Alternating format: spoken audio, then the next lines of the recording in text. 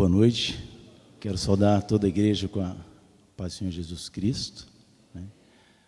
Para mim é uma alegria, um privilégio e uma grande responsabilidade, estar aqui, compartilhando um pouco daquilo que Deus tem falado no meu coração.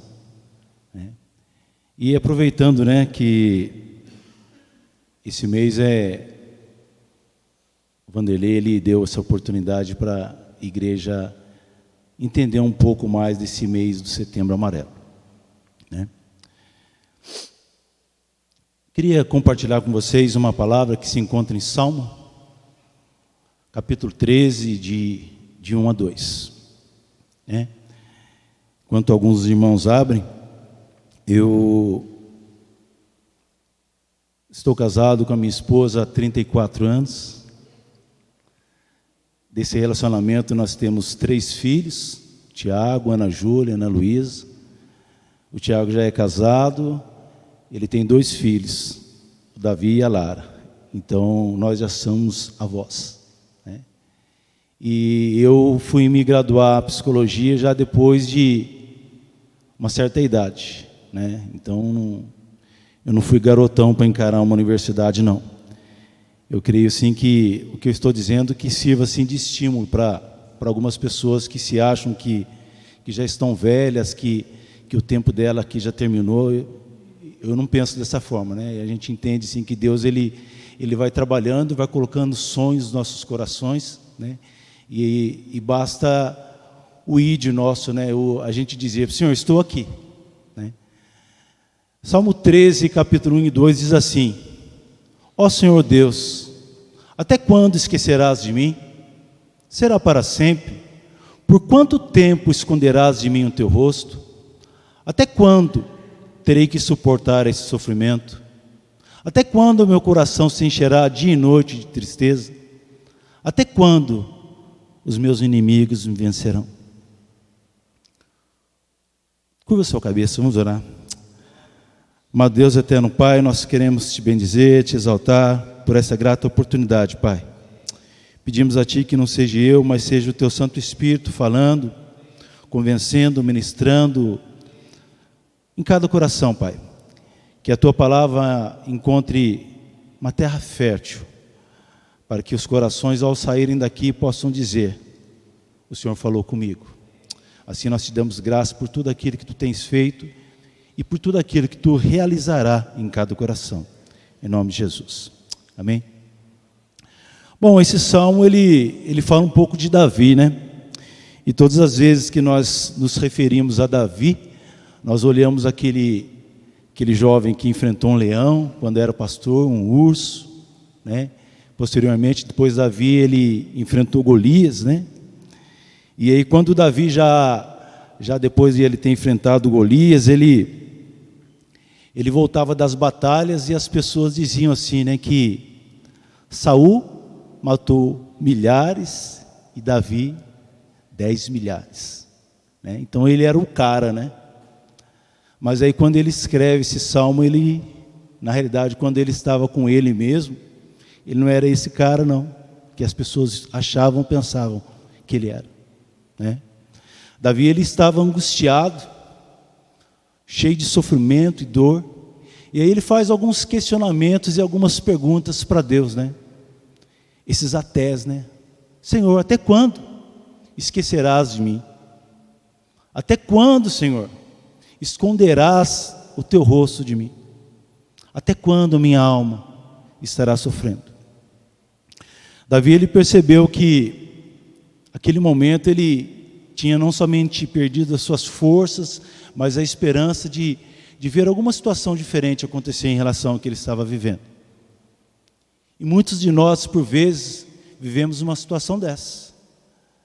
Angustiado, com dor, com sofrimento e sem esperança. Uma situação que muitos de nós também nós costumamos enxergar é que, por vezes, em nossas vidas, nós temos uma forma assim de achar que ou é tudo ou nada, ou somos amados ou odiados, ou somos queridos ou desprezados. Nós temos uma grande facilidade, queridos, de generalizarmos. Muitas vezes nós não conseguimos trazer um equilíbrio, um bom senso para a situação. Ou é lá em cima, ou é lá embaixo. Ou tudo, ou nada. Na realidade, é a nossa própria percepção. Esse nosso olhar que vai nos revelando aquilo que nós estamos com os nossos pensamentos.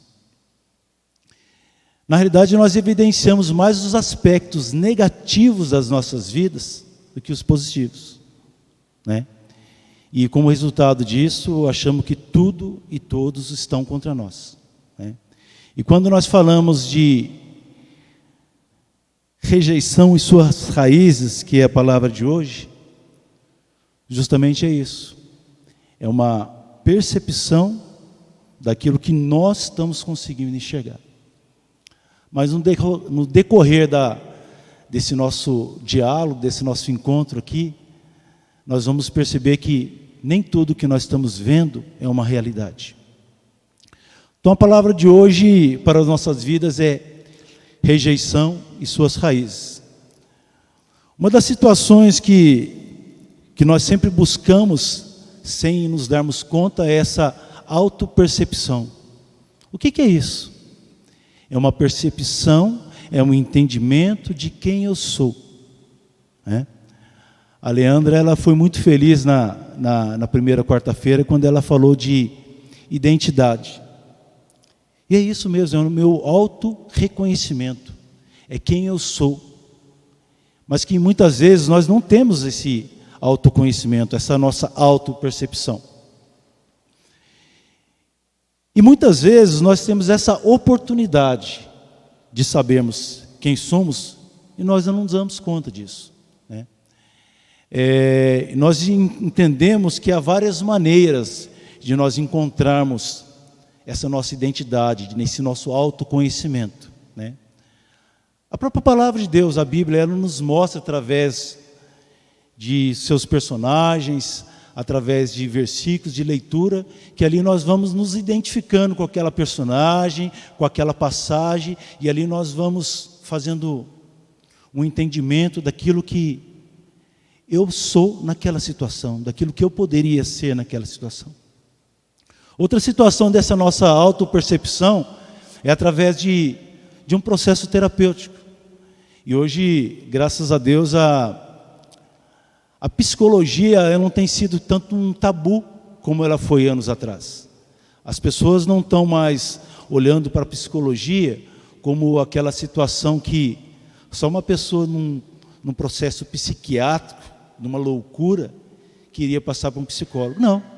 Hoje as pessoas estão buscando nesse processo terapêutico esse autoconhecimento, quem ela é e o que ela pode ser, né?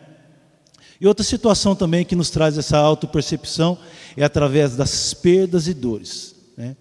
Às vezes nós não conseguimos entender como é que em meio às perdas e às dores que nós somos atingidos, eu posso me conhecer.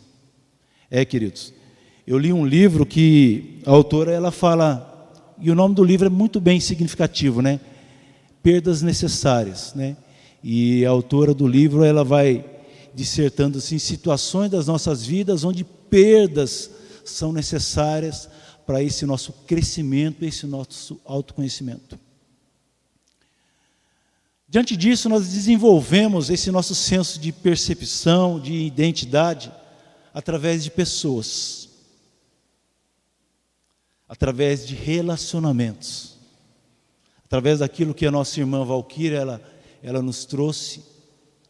Só que os relacionamentos, por vezes, e muitas vezes, eles nos machucam. Por quê?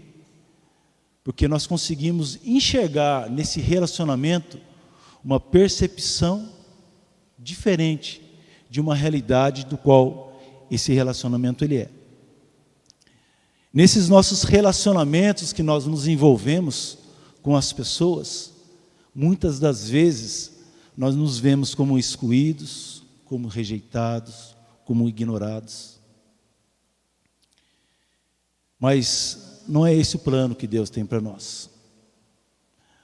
No dicionário, a palavra rejeição, ela quer dizer ato ou efeito de rejeitar, de lançar fora, de não admitir, de desaprovar, uma recusa em aceitar.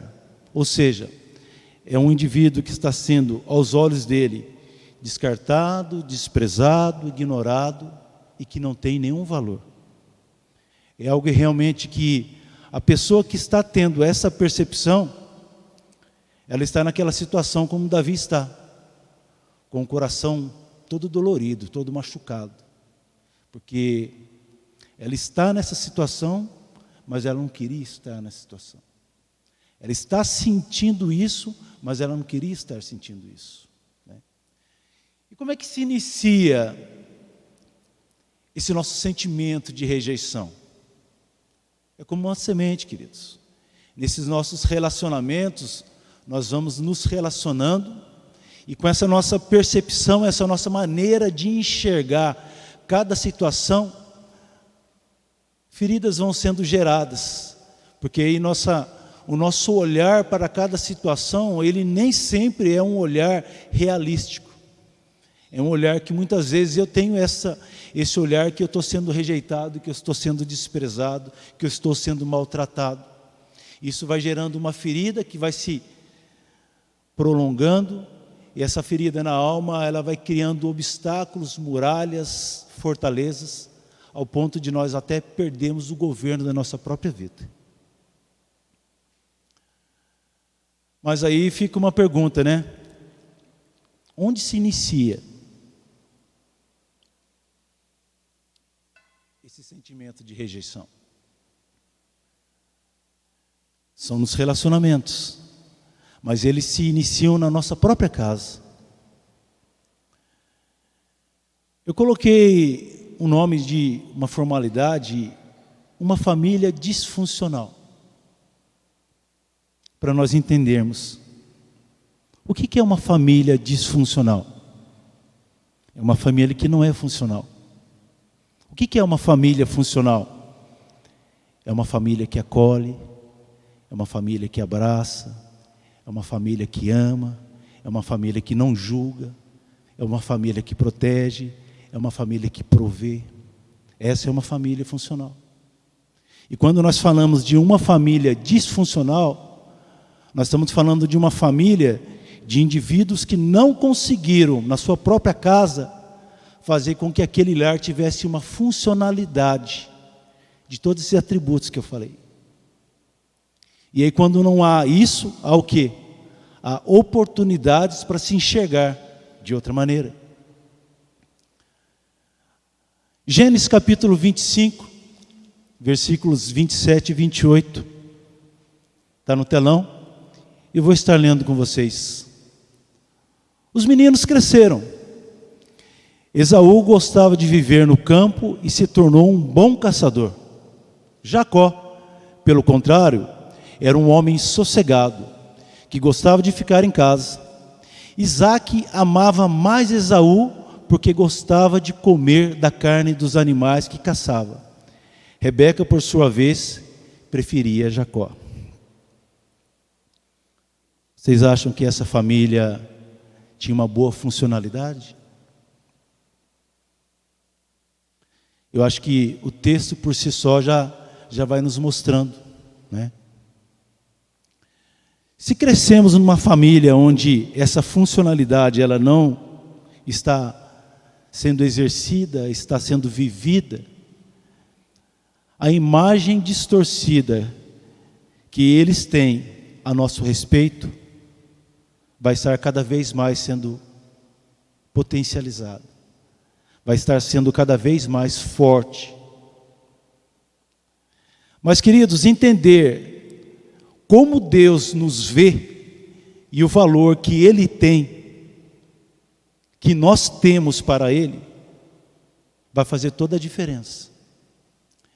E quando se fala de valor, eu lembro que no começo da nossa conversão, né, lá nos meados dos anos 90, nós cantávamos uma música assim: quero que valorize o que você tem, Você é um ser, você é alguém tão importante para Deus. Nada de ficar sofrendo angústia e dor nesse seu complexo inferior, dizendo às vezes que não é ninguém. Eu venho falar do valor que você tem. Eu venho falar do valor que você tem. Esse é o valor que nós temos para Deus. Mas será que é esse que é o valor que nós, quando estamos com esse ressentimento, com essa dor no nosso peito, nós temos? Não é, queridos. Na realidade, quando nós estávamos orando, né, e foi lançado esse desafio, né, para nós estarmos trazendo uma palavra acerca desse mês da psicologia. Essa palavra caiu para mim. Não sei se foi providência divina ou providência valquiriana, mas ela veio. E aí, Vair, como é que é isso para você falar sobre rejeição? Queridos, eu me recordo que quando nós estávamos na nossa formação, na faculdade, e os professores fazendo todo um trabalho com a gente, fazendo dinâmica, eu percebi assim que as pessoas elas falavam um pouco de si, né, que era a dinâmica no trabalho lá da faculdade, e as pessoas só relatando situações de dor, de sofrimento. Eu falei assim, eu não sofri, gente. Sabe como que eu me via como criança? Como um neguinho alegre. Aquele neguinho que saía para jogar bola, que brincava, que se divertia. Eu me recordo que quando minha mãe ela saía para trabalhar, então ela deixava assim algumas atribuições para nós, né? Então nós estudávamos de manhã, e aí ela voltava do almoço, arrumava comida e falava assim, depois você arrumar a louça do almoço é sua. E ela voltava para o trabalho. Eu deveria ter uns 7, 8 anos, por aí, né? E aí ela saía, eu ia para a rua, ia jogar bola, ia brincar. E aí quando estava quase na hora dela voltar, eu procurava saber assim, já voltava para casa. E às vezes eu estava suando em casa lá, né, lavando a louça, ela chegava, neguinho, você não tem jeito mesmo, né? Vai lá brincar, deixa que a mãe faz isso para você. Ou seja, minha mãe em todo o tempo ela me protegeu, queridos. Em todo o tempo, apesar da cor da pele, eu nunca me senti sendo rejeitado, maltratado, não houve nada, nada que pudesse falar para mim, eu sofri quando criança. Só que quando nós vemos esse texto, nós vemos que Isaac e Rebeca, eles não tiveram essa sabedoria de lidar com essa situação. O texto ele é muito claro que um amou o outro e o outro amou o outro. Como é que é isso?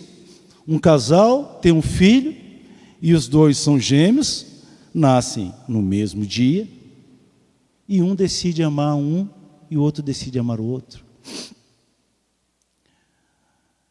Eu fui consultar a respeito dos resultados de uma rejeição. E os resultados de uma rejeição num coração que se vê dessa forma é rebelião, ira, amargura, culpa, sentimento de inferioridade, crítica, desesperança, desconfiança, ciúmes, competição, perfeccionismo, medo. E por conta de tudo isso, o indivíduo se esconde. A solidão e o afastamento. Tudo isso por conta dele sentir-se rejeitado, sentir-se excluído dentro da própria casa. E todos nós conhecemos um pouco, né, a história de Isaac, de Rebeca, de Esaú de Jacó. E olhando um pouco para a história, nós vemos assim que isso teve uma consequência na vida deles. Esaú, por que será que ele desprezou os seus direitos? Será que ele sentiu amargura por ver a mãe amar mais o irmão? E aí é bem nítido quando ele chega para o irmão e fala assim: de que me serve esse direito de herdar? De que me serve? Ou seja, ele desprezou aquilo porque para ele não servia nada. Em desculpa, queridos, em outra ocasião, o próprio Esaú ele desejou matar o irmão. Será que ele sentiu ódio do irmão? Porque o irmão o enganou por 2 vezes?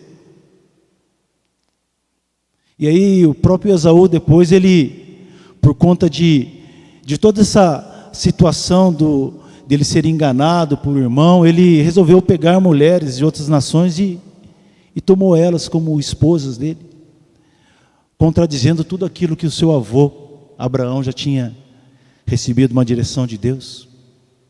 Será que ele sentiu-se um sentimento de rebelião? Vou me rebelar contra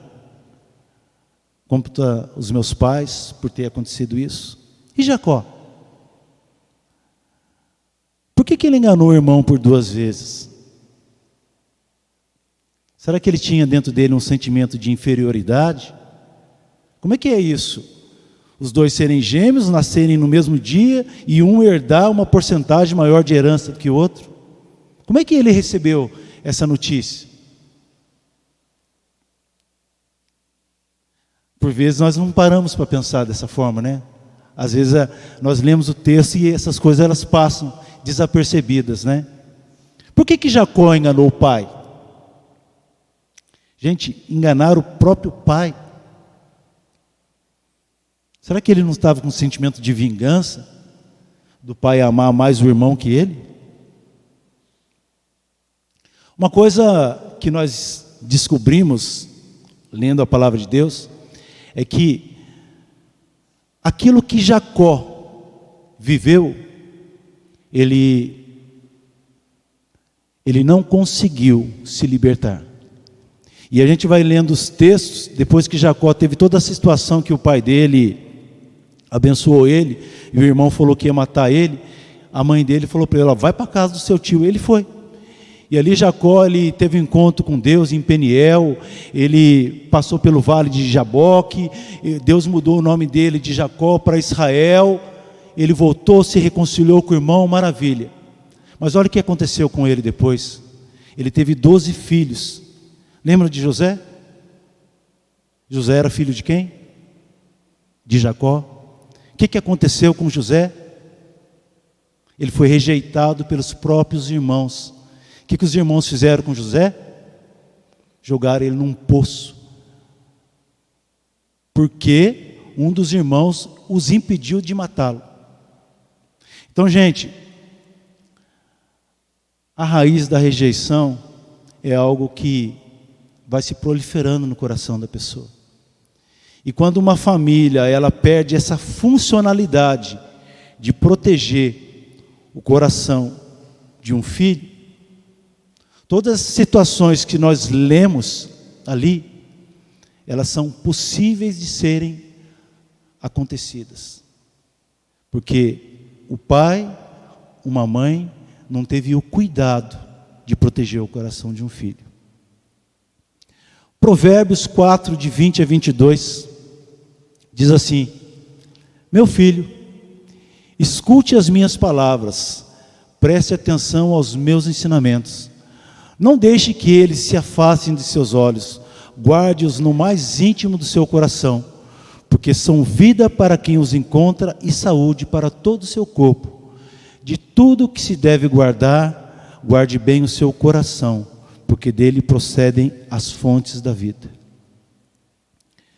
Será que nós temos guardado o nosso coração e o coração dos nossos filhos? Será que nós estamos conscientes e preparados para criar e educar os nossos filhos? Será que nós estamos proporcionando a eles um lar funcional? Ou o que nós estamos vivendo em casa é uma família disfuncional? Precisamos nos atentar, queridos, para que não possamos cair no mesmo erro que Isaac e Rebeca caíram, de ter um filho mais amado que o outro, de dar atenção a um filho mais que o outro. E por vezes, há situações nas nossas vidas que algum dos filhos tem alguma enfermidade, alguma fragilidade, e aí por vezes os pais investem mais naquela criança, porque ela tem uma fragilidade que o outro não tem. Só que o olhar daquele que não está recebendo essa atenção é um olhar de desprezo. Por isso que precisamos ter muito cuidado. Por isso que essa palavra de Provérbios, nós precisamos buscar essa sabedoria do alto, para que quando nós estarmos diante dos nossos filhos, nós possamos ser imparciais com eles. Aplicar a educação, o conhecimento, o amor, de uma forma para que todos eles não se sintam diferentes um do outro. Outra situação também que nós vemos que é muito triste e que causa um peso na vida da pessoa e traz esse sentimento de rejeição, é o peso de um julgamento. É até meio duro, né? E nós, por vezes, nós cristãos, nós temos assim uma facilidade. E às vezes, nós temos aquele costume de falar assim, ó, quando você está apontando um dedo para uma pessoa, 3 ou 4 estão mostrando para você. Mas eu não quero que vocês enxerguem dessa forma. Eu quero que vocês enxerguem, quando nós fazemos um julgamento, nós estamos machucando um coração. Quando nós fazemos um julgamento, um apontamento, nós estamos dando oportunidade para que essa pessoa tenha uma percepção negativa acerca de si só. Queridos, há ocasiões nas nossas vidas que nós ficamos tão confusos e dominados pela dor,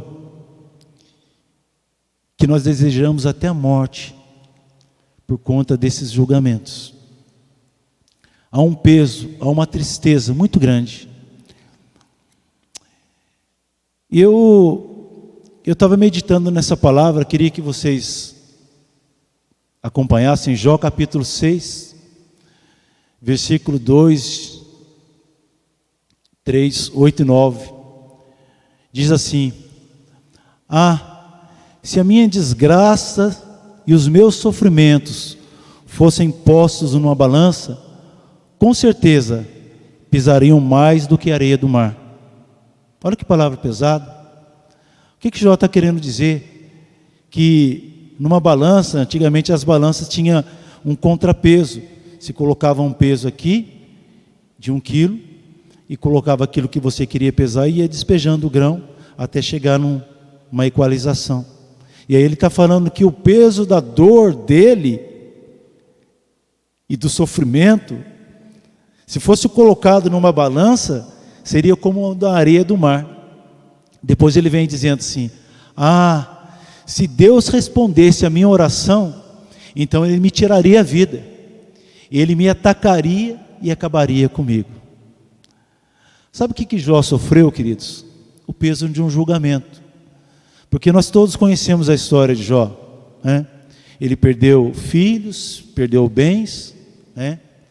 Então todo aquele processo de perdas, ele recebeu ainda da esposa dele uma frase: amaldiçoa o seu Deus e morre. Os seus amigos que vieram consolá-lo, né? Você fez alguma coisa errada. Tudo que você está sofrendo são consequências dos seus erros. Por isso que você está sofrendo dessa forma. Será que algum dia nós nos identificamos como Jó nesse momento? Quanta dor, quanto sofrimento, quanto julgamento, quanto apontamento. Esse peso de julgamento e apontamento tem feito muitas pessoas desejarem a morte, queridos. Nesse nosso mês de setembro, foi determinado pela ONU como o mês do Setembro Amarelo, né? Mas na realidade no dia 10 de setembro foi declarado como o Dia Mundial da Prevenção do Suicídio. E aí a gente fazendo uma pesquisa, no mundo o suicídio é a segunda causa de morte. Aproximadamente 800 mil pessoas se suicidam por ano no mundo. No Brasil é a terceira causa de morte, só perde para homicídios e trânsito. Quais são as maiores causas das pessoas cometerem homicídio? Sentimento de rejeição, solidão e aliviar as pressões. Quais são a população que normalmente busca esse alívio da pressão em tirar a vida? São os jovens de 15 a 29 anos, a maior porcentagem. Os homens são de forma mais violenta, através de arma de fogo, através de enforcamento, através de pular de viadutos, pular de em frente ao trem. As mulheres são através de objetos de corte no pulso, envenenamento, medicamentos. Alguns de vocês sabem que eu trabalhei há alguns anos, né, no Bombeiro do Estado, né, e atendi várias situações dessas, queridos, de pessoas buscando aliviar essa dor, esse sofrimento, por conta de um julgamento, e desejaram tirar a vida. Algumas conseguiram, outras não. Outras teve um tempo hábil para a família segurar, a polícia militar, o corpo de bombeiros chegar. E nessas ocorrências eu me recordo que eu estava trabalhando numa concessionária aqui na rodovia Dutra, e nós fomos acionados para fazer um atendimento de uma pessoa que estava numa pista de rolamento na rodovia. E essa pessoa estava querendo tirar a vida. E nós fomos lá, dissuadimos ela da ideia, levamos para o pronto-socorro de uma cidade aqui do Vale. No final da tarde, fomos acionados novamente, a mesma pessoa, andando na pista de rolamento, buscando um momento de entrar na frente de um caminhão, de um veículo, para tirar a vida.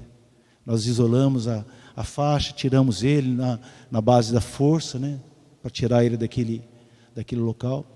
Só que no começo da madrugada nós fomos acionados por um atropelamento. E é isso que aconteceu. Quando nós chegamos no local, a pessoa, ela conseguiu o objetivo dela. Mesmo nós temos levado ela por 2 vezes ao hospital, não tinha o que ser feito. Ela estava determinada a tirar a própria vida. Sabe por conta disso, querido? De um julgamento, de uma palavra mal colocada.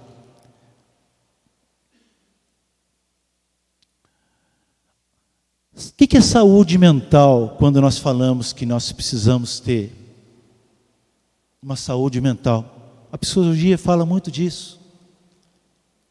É termos uma identidade e uma autoestima realística. É eu saber quem eu sou e o valor que eu tenho. E, por vezes, nós não temos esse entendimento. Por vezes, os complexos de inferioridade e uma imagem distorcida a respeito de mim mesmo é que se fala mais alto. E quando nós falamos de esse sentimento de rejeição, é isso. É uma imagem distorcida que muitas vezes eu tenho de mim mesmo. Mas, Ivair, isso é falta de Deus. Será? Será que lá na casa de Isaac e Rebeca, eles não ouviram falar de Deus Jeová? Será que Isaac, quando ele estava lá, naquele momento lá, que ele falou para um pai dele, cadê o cordeiro?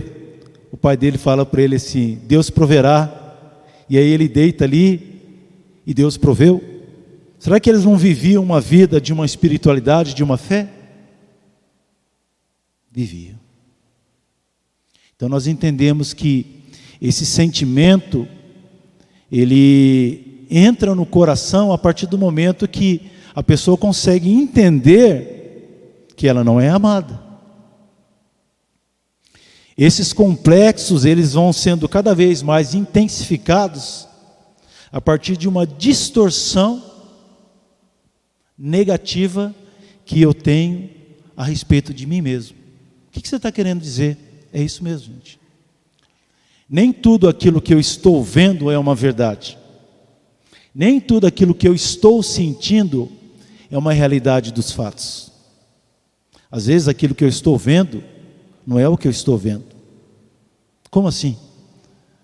Jeremias 17, 9 e 10 é um texto que eu escolhi para compartilhar com vocês.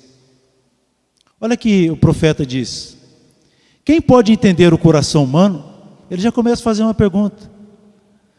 Não há nada que engane tanto como ele. Está doente demais para ser curado. Eu, o Senhor, examino os pensamentos e ponho à prova os corações. Eu trato cada pessoa conforme a sua maneira de viver, de acordo com o que ela faz. O que o Jeremias está querendo dizer? Que o nosso coração é enganoso. Ele não está querendo dizer isso aqui é uma máquina, isso aqui é uma bomba, que faz dois movimentos, sístole e diástole, que para levar o sangue, fazer um bombeamento e trazer oxigênio e sangue para o nosso corpo. O que ele está querendo dizer, o coração é uma metáfora, ele está querendo dizer que dos nossos pensamentos. Aí depois ele melhora. Eu, Senhor, esquadrinho os pensamentos. Eu, Senhor, trago um esclarecimento para os pensamentos. Eu, Senhor, mostro aquilo que na realidade você deveria pensar. Só que às vezes o nosso pensamento está ali, nos complexos, numa autoimagem que temos de nós deturpada. Sabe por que isso, queridos? A psicologia ela vai nos mostrando que nós temos temperamentos diferentes, nós somos seres distintos, né? Como a Leandra já falou, que nós temos essa nossa identidade, e se nós formos olhar para nós temos uma impressão digital e não nenhuma outra igual a nossa. Mesmo pessoas que são gêmeas, né? A minha esposa ela tem 2 irmãos que são gêmeos, eles não são iguais, eles são diferentes. Mas nós estamos olhando aspectos físicos. Quando nós olhamos os aspectos do interior da pessoa, nós vemos que alguns são sanguíneos, outros são coléricos, outros são fleumáticos, outros são melancólicos. E alguns desses temperamentos que a pessoa ela tem uma predisposição a sentir esse sentimento de inferioridade, né? Por isso que Deus ele esquadrinha o nosso coração. Por isso que Deus ele quer mostrar para nós não essa distorção cognitiva que nós estamos tendo a respeito de nós mesmos. Ele quer mostrar para nós quem eu sou, uma pessoa que é amada e que tem valor para Ele. Amém, queridos? Sabe as frases que mais nós ouvimos de pessoas que estão com esse sentimento? Ninguém se aproximará de mim o suficiente para me machucar novamente. Outra frase que é muito dita: ninguém irá me controlar novamente. Eu cuidarei da minha vida de agora em diante. Nunca mais ninguém me dirá o que fazer. Queridos, diante desse fato desse quadro que não é nem muito bom de ser falado, né? Eu não fico feliz de falar sobre isso, porque é um assunto que muitas vezes remete dor, né? Eu não passei por isso, mas eu não sei. de vocês, se alguns de vocês passaram, se em algum momento da vida o lar que vocês viveram não teve essa funcionalidade de amar, de abraçar, de cuidar, de dar segurança, confiança, esperança, de não julgar. Alguns lares não tiveram isso. E aí? O que nós fazemos com um quadro como esse? Eu só posso falar algo para vocês, queridos. A psicologia não tem resposta para isso. A psicologia, ela não consegue e não pode determinar nenhum tipo de cura para a vida da pessoa. Não é a função da psicologia. A função da psicologia é trazer para a pessoa um esclarecimento acerca de quem ela é. E aí agora nós vamos buscar essa nossa identidade. Quem eu sou? Será que eu vim de uma família disfuncional? Será que eu sou uma pessoa que a vida toda eu fui julgada, apontada por outros? Será que complexo de inferioridade e imagem distorcida a respeito de mim mesmo foi o que determinou a minha vida?